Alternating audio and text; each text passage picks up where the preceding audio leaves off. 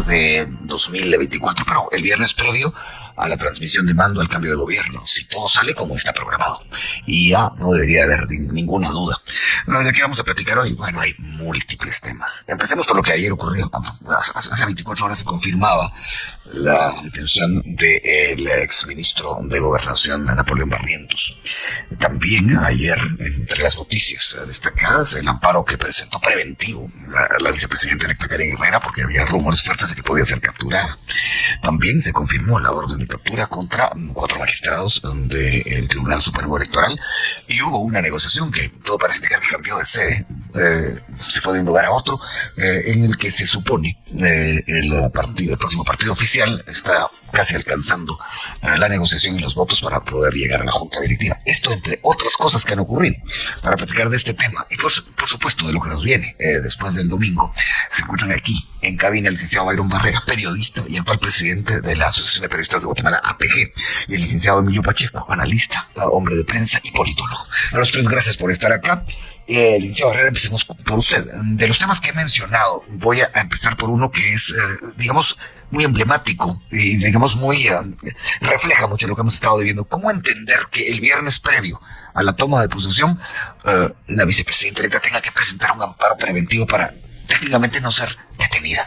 Buenos días. Muchas gracias, Felipe. Realmente están sucediendo cosas inauditas en Guatemala que no se habían dado probablemente nunca en la historia, que a poco tiempo de darse una transmisión de gobierno se estén realizando tantas acciones, algunas de estas acciones sin ningún fundamento, sin ninguna credibilidad por parte del Ministerio Público, que tienden pues a buscar todavía la desestabilización a pocas horas de hacer ese acto tan trascendente. Es lamentable porque nos tiene a todos los guatemaltecos en una especie de psicosis, de nerviosismo, de tensión, debido a que no entendemos por qué se está tratando de impedir un acto por el cual ya el pueblo de Guatemala dictaminó en junio y en agosto, con los resultados electorales, y el Tribunal Supremo Electoral ya calificó, entregó credenciales, etcétera. Y tenemos a nivel internacional una oleada también de advertencias sobre que si no hay transmisión se viene un aislamiento terrible sobre Guatemala. Pero digo, a pesar de toda esta preocupación, esta tensión, es increíble que todavía los sectores inconformes con los resultados electorales persistan en tratar de cambiar la realidad. Licenciado Pacheco, hablemos de otro tema de ayer. ¿La detención del exministro de Gobernación es una venganza o es una advertencia? Buenos días. Buenos días, Felipe. Es las dos cosas. Es la venganza acérquese al micrófono, de el ya pronto expresidente Yamatei, pero más que todo es la venganza de Miguel Martínez y la venganza del actual viceministro de Gobernación, que son los que han elucubrado y han articulado toda esta conatos de represión. Pero también es una operación psicológica pura y dura. ¿Por qué? Porque le están advirtiendo a todos los cuadros que conforman las fuerzas de seguridad que el que no obedezca se va a la cárcel y va a ser perseguido. Eso es en realidad lo que está pasando. Es una venganza y es a la vez una advertencia, la cual no tiene ninguna relevancia ya. ¿Por qué no tiene relevancia? Porque se dieron cuenta que no pueden contra el pueblo. Que esto va a ser una cosa muy fuertísimamente conflictiva y no pueden contra el pueblo. Son actos de desesperación. Ya el eje del poder se transmitió de la Casa Presidencial al Congreso, del Congreso en el Ministerio Público, y ahí están en este momento atrincherados en ese despacho blindado del 8º nivel, como locos, viendo qué más pueden hacer. El Congreso... ¿Todavía pueden hacer algo, licenciado? Yo sí veo 2 o 3 acciones y le voy a comentar adelante un par de cosas en donde ya están habituallados financieramente para hacerlas. Bueno, vamos a platicar de eso con el licenciado Byron Barrera.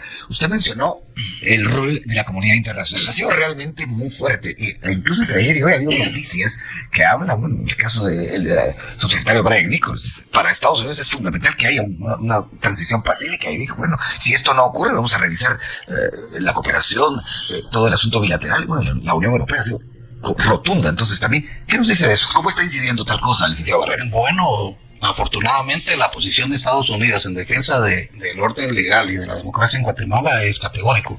Y entre otros hechos lo demuestra el hecho de que la delegación que envía el gobierno de Estados Unidos a la toma de posesión de Bernardo Arévalo es una delegación de alto rango. E inclusive yo leía hoy en la mañana las declaraciones del subsecretario de Estado diciendo que además tienen otras acciones previstas en caso de que no se dé la transmisión de mando. Es decir, el rumor de que incluso hubiera, digamos, una prevención de parte del Comando Sur en Guatemala para tomar algún tipo de acción en caso de que no se dé la transmisión de mando, demuestra también el grado de importancia que le asigna Estados Unidos a Guatemala. Para Estados Unidos es la frontera sur, ¿verdad? Y por lo tanto el ordenamiento de Guatemala político y jurídico es fundamental para Estados Unidos. Pero además la resolución que se conoció hoy de la Unión Europea es mucho más fuerte.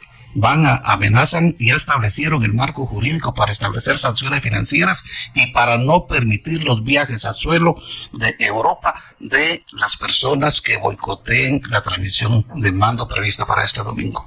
Es decir, aquella frase de si no voy a Disney en Estados Unidos, allá en París, ya no. Ya no.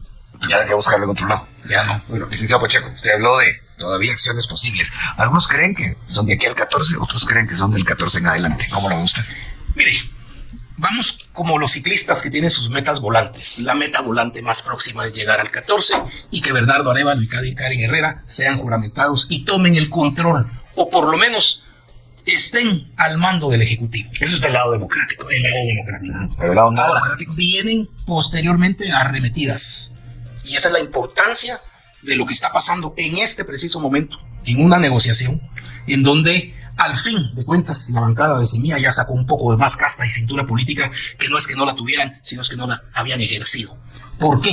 Porque la Junta Directiva del Congreso maneja el presupuesto del Congreso. El presupuesto del Congreso está integrado por cerca de 1,000 millones de quetzales. Óiganlo bien, 1,000 millones. Es un dinero suficiente para subsistencia, para mantener a los que se van y para aceitar, que es básicamente la función que ha tenido. Aceitar, seamos más claros, cuando ustedes aceitar es comprometer. Dádivas de corrupción. Sí. Aquí hay tanto dinero. Ahorita es importante el dinero en efectivo.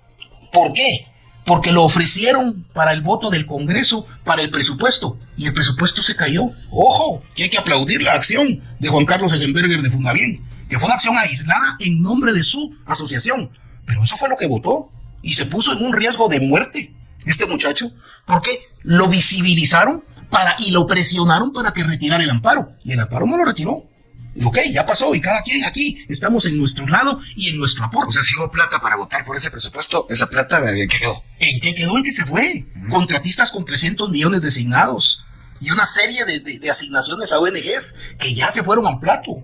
Y es gente que dio dinero a cambio de eso. Y ya no lo tiene. Y a los congresistas les dieron en el plan de obras, les asignaron obras y ya no lo tiene. ¿Qué es lo que pasa? Hoy necesitan dinero contante y sonante para mantener esta locura de 48 horas que todavía vamos a vivir. Y ese dinero contante y sonante ya salió de las arcas nacionales. A través del Ministerio de Comunicaciones se hizo el listado de pagos solo a las empresas que aceptaron pactar un 30% de dinero para tener dinero en efectivo para el Congreso saliente y el Congreso entrante. Y ese dinero puede detectar en Guatecompras. Ahí están las empresas a las que les pagaron grandes cantidades y dejaron por un lado a los pequeños, medianos y a un par de constructores grandes que no aceptaron ese duelo. Que no se plegaron, digamos. Que no se plegaron a esa situación. Y ahorita tienen el dinero para hacer esto. ¿Qué va a pasar con ese dinero? La mitad se lo van a robar ellos, que ya lo sabemos. Y la otra mitad lo van a tirar. Porque dinero, tanda pedida, es tanda pagada. Y si no es tocada, no es de vuelta. Y así va a ser. Y que lo pierdan. Es dinero del pueblo, pero que lo pierdan. Porque ya esto no se puede más. Bueno, 300 millones. Hagamos, si eso llegara a confirmarse, ¿cuánto se puede hacer? ¿Qué se puede hacer con 300 millones? Bueno, es la pregunta permanente de los medios. 2 millones por diputado. Bueno, yo hablaba de otras cosas. Hablaba de qué se puede hacer en obras. Pero lo que se puede hacer ahora es ir a la pausa. Regresamos pronto. Vamos a seguir conversando con nuestros invitados de hoy. Byron Barrera es periodista y también es el actual presidente de la APG. Emilio Pacheco es gente de prensa, es analista. Ha ejercido también como politólogo y bueno, En general, creo que hay experiencia suficiente en esta mesa como para poder leer la realidad de este momento. Una realidad que nos presenta 48 horas antes de una toma de posesión que ha costado mucho. A nuestros invitados me escucharon ayer el programa, lo estábamos comparando con la subida de la 24 calle, la famosa subida al Teatro Nacional. Pero bueno, sigamos conversando. Trascendieron ayer negociaciones que, ya lo mencionaba el licenciado Pacheco, como que la cintura política de Semilla estaba saliendo. Así fue como lo describió. Y según lo que ha trascendido, podrían estar llegando a un acuerdo en el tema de alcanzar la junta directiva. ¿Cómo vio esa jornada de negociaciones, licenciado Barrera? Bueno, Debió haberse anunciado. no, yo no me lo esperaba. Porque uno está al hilo de las noticias casi cada minuto y además en contacto político con algunos actores que están pues involucrados directamente en el proceso. Yo no me lo esperaba. Pero sí, a altas horas de la noche supe de la reunión que se había realizado y que los resultados habían sido bastante satisfactorios para el gobierno entrante. Y las negociaciones fueron dirigidas por Bernardo Arévalo, justamente. Y me agradó mucho porque a veces algunos creemos que el presidente electo no tiene la suficiente cintura política, como que a veces lo vemos como un académico, como un hombre preparado, pero como muy poco, digamos, audaz para la política. Sin embargo, me gustó mucho que me contaran que él personalmente dirigió las negociaciones y los acuerdos pues fueron muy importantes porque se acercaron a los votos requeridos para elegir a los miembros de una junta directiva pluralista, amplia, representativa de los intereses de diferentes partidos políticos en el Congreso. Eso es lo que ha trascendido, lo que usted conoce, Sí. llamadas telefónicas, de lo que ha sido noticia. El punto de principio es mantener la gobernabilidad. Es decir, eso es lo que creo que ha sido un factor determinante para que se pongan de acuerdo. Y pensaría que a mediano plazo podría ser el indicador de lo que Guatemala necesita, que es un pacto de nación, que es un acuerdo político de nación que nos permita superar esta crisis. Y me parece que si vamos por ese camino, no podríamos ser tan escépticos, tan pesimistas acerca de que podría Bernardo Arévalo enfrentar muchos intentos de golpe de Estado en los próximos meses o años. Pienso que lo que necesita Guatemala es un acuerdo de gobernabilidad precisamente, y creo que el experimento, digamos, el ejercicio de anoche de juntarse para discutir una junta directiva en medio de las circunstancias tan adversas, creo que es muy positivo para el país. ¿Cómo lo lee usted, licenciado Pacheco? Incluso se habla de que estuvo presente en esta reunión el ex candidato presidencial, Edmond Mulet. ¿Cómo ve esto de anoche? Efectivamente, primero iba a ser en el Hotel Las Américas, posteriormente Cambiaron de sede. pasó a las oficinas de Bernardo, que son sus oficinas que se las cedió la comunidad del grupo, la Unión Europea. Pues, ¿y por qué? ¿Cuál es el problema? Están colaborando. Había algunos diputados que estaban molestos por eso. Pero, ¿quiénes? Alvarito Arzú, porque no estaba, porque no lo invitaron, porque trató. O sea, no sé si usted sabe de la relación que tiene Alvarito Arzú con Bernardo Arévalo por ser hijos de expresidentes. Hicieron una muy buena relación en la legislatura que actualmente termina. Pero al final de cuentas, todos sabemos a qué intereses responde y a quién responde. Porque el gran operador de esto es Felipe Alejos, hay que decirlo, con nombre y con apellido. El amparo interpuesto ayer por un licenciado, Sagastume creo, es del equipo de Felipe Alejos. Y al final de cuentas, ya hay que decir las cosas, ya quitémonos las caretas, muchachos. Hablemos con valentía, de frente, ya no tanto, ¿cómo se llama? Bot anónimo, que ataca y dice, no, digámoslo yo, mis redes sociales están con mi nombre, mi apellido y con mi foto. Y un hombre tan señalado. Así es. Y entonces ellos están... ¿A quién se refiere cuando dice el nombre? A Felipe Alejos. Estoy hablando ahí, licenciado Pacheco, en sus redes sociales. Yo soy polémico, pero no señalado. Pero al final de cuentas, ¿a qué vamos? Es demasiado dinero lo que tienen que perder.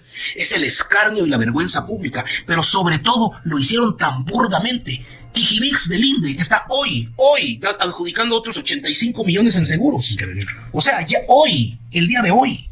Se supone que incluso el mismo 14 de enero puede haber ahí alguna... Totalmente.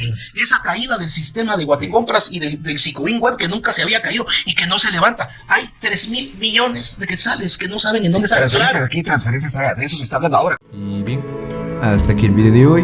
Recuerden que ustedes tienen la última opinión, la cual pueden dejar en la cajita de comentarios. Dicho esto, nos vemos en el siguiente video. Adiós.